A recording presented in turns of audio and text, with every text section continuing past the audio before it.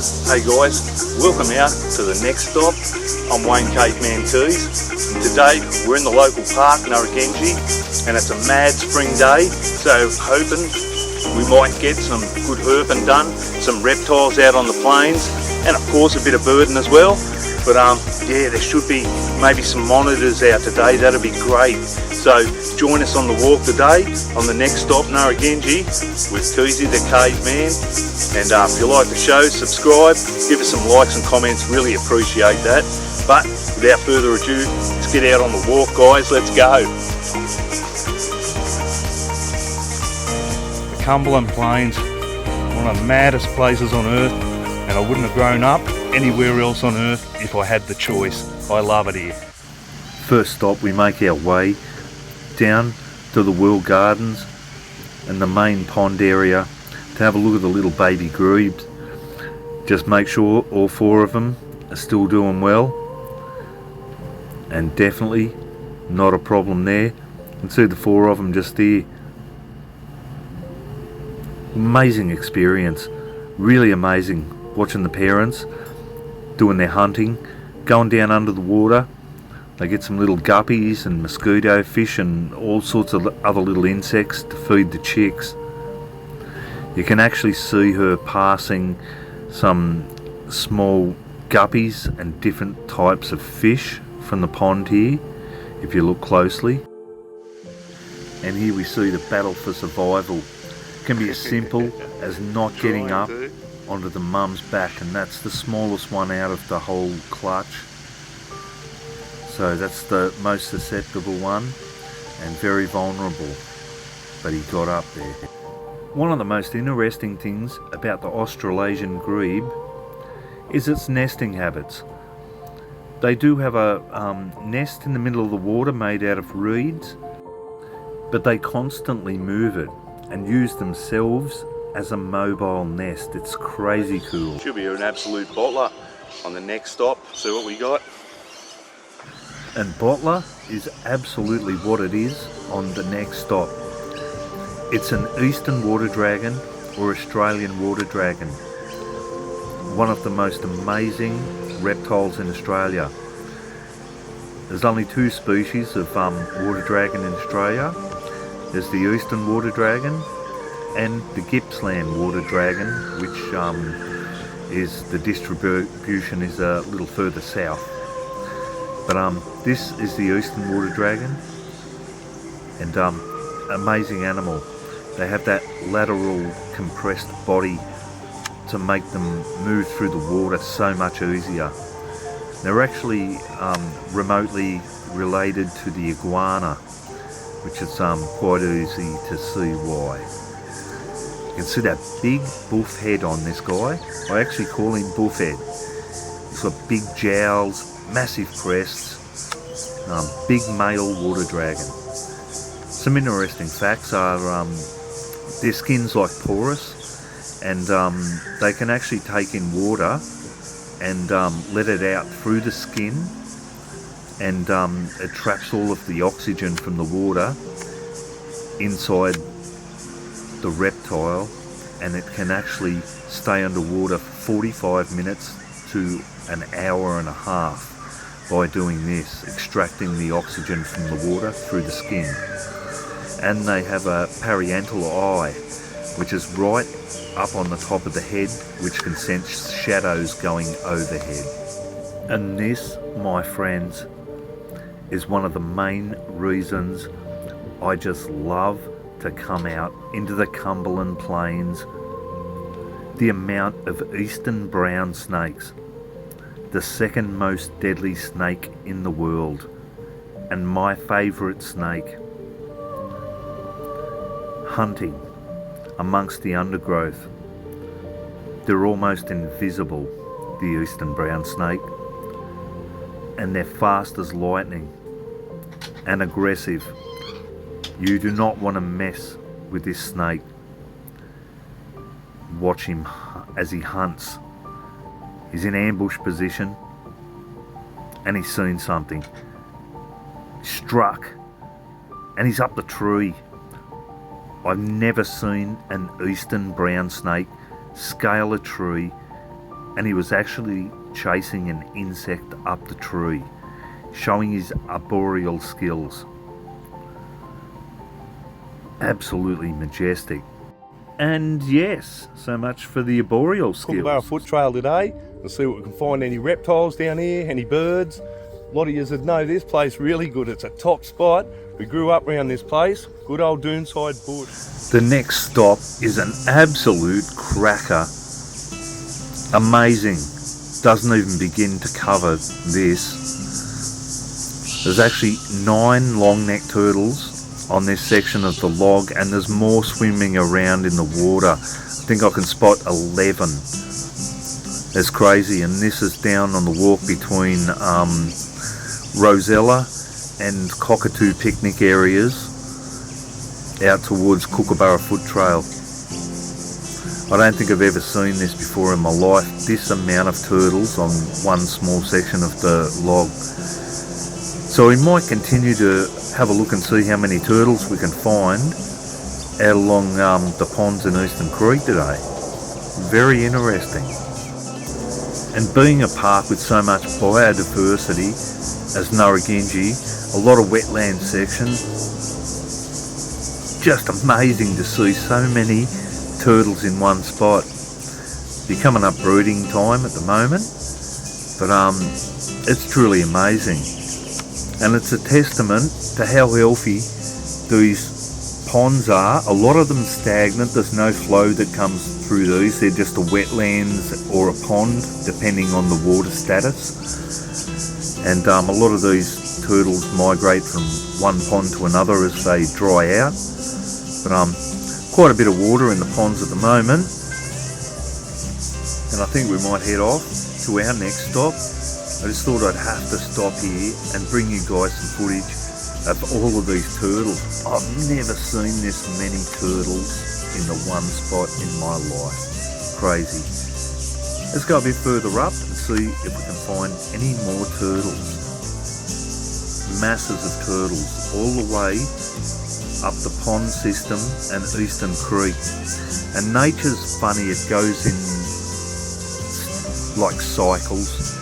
And one year you may have a real lot of cicadas, the next year you may have a lot of eastern brown snakes, next year it might be turtles.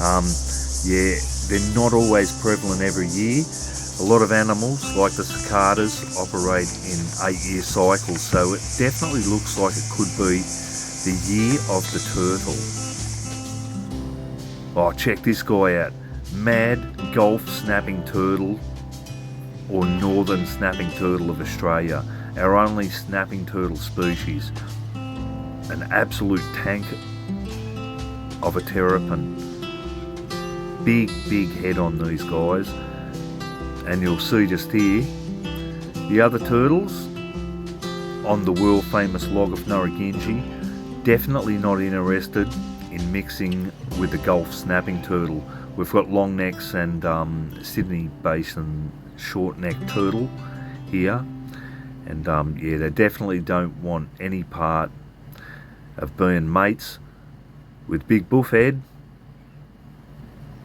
He's an absolute monster, this guy. Be crack oyster shells with those jaws.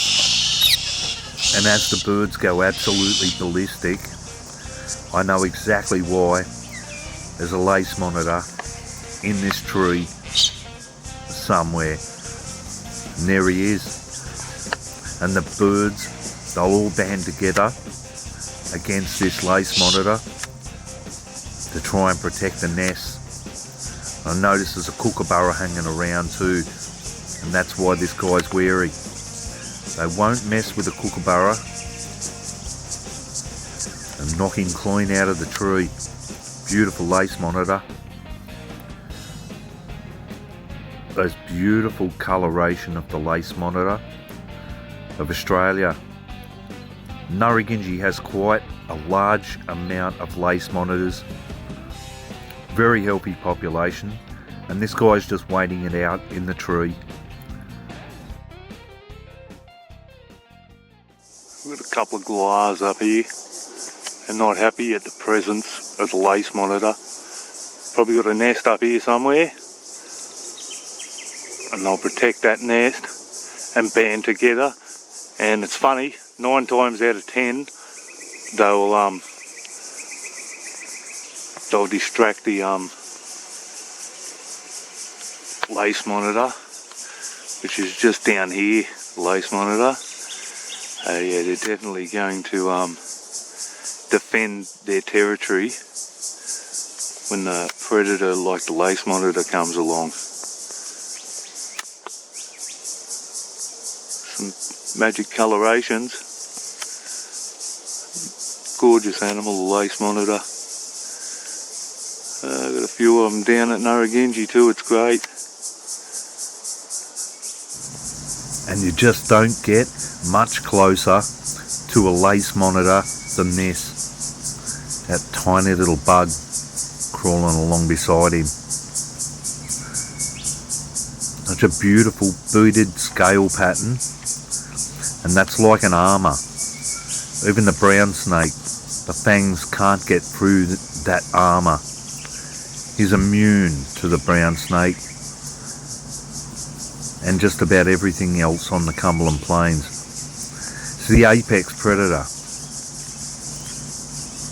And some of these guys grow to well over 6 foot long.